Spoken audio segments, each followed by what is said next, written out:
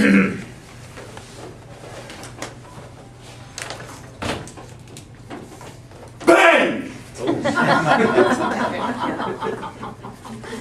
And the big, heavy door slams behind you.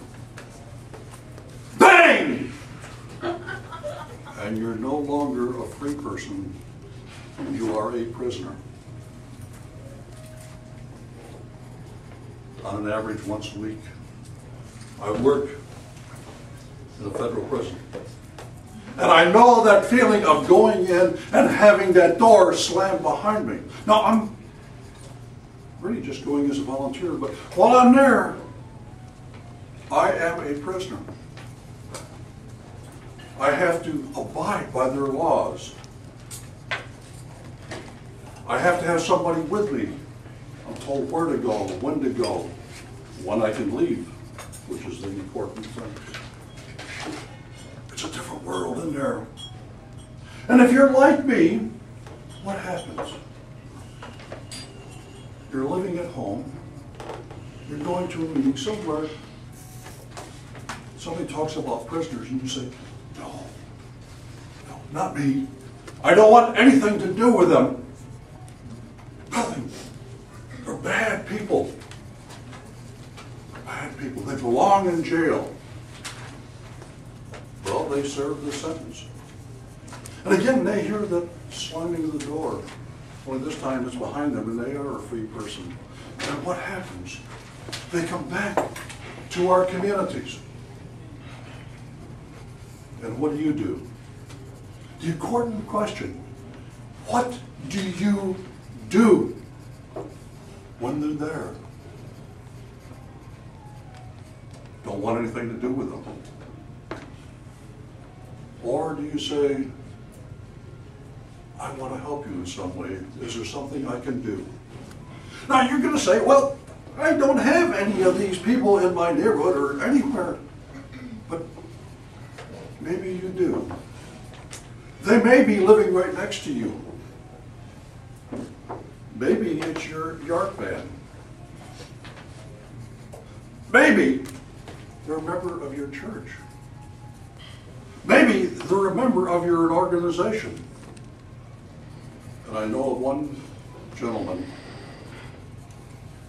who was in prison, left, joined the Toastmasters Club on the outside, and became president of that club. Put yourself in that position. You're in that club. What are you going to do to this fellow?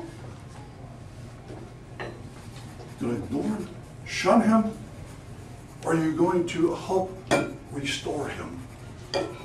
Because remember, if these people, these ex-inmates, come back and live in our community, and we say, we don't want anything to do with you, leave us alone, don't do anything, what happens?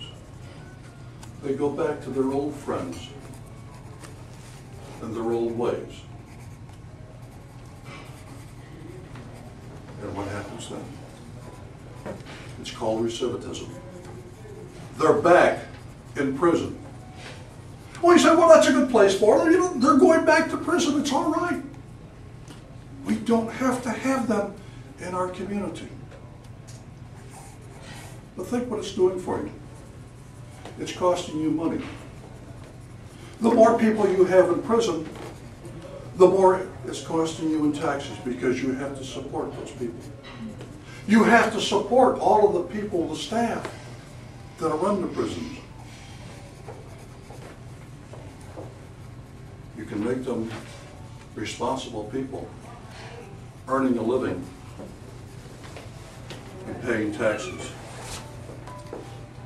by helping to restore them and not ignore them. That's the objective. That's the objective. Well, what do you do when you find out that one of these people, you know? What do you do to them, for them? How do you help them? Well, the first thing I would recommend that you don't do is to loan them your car.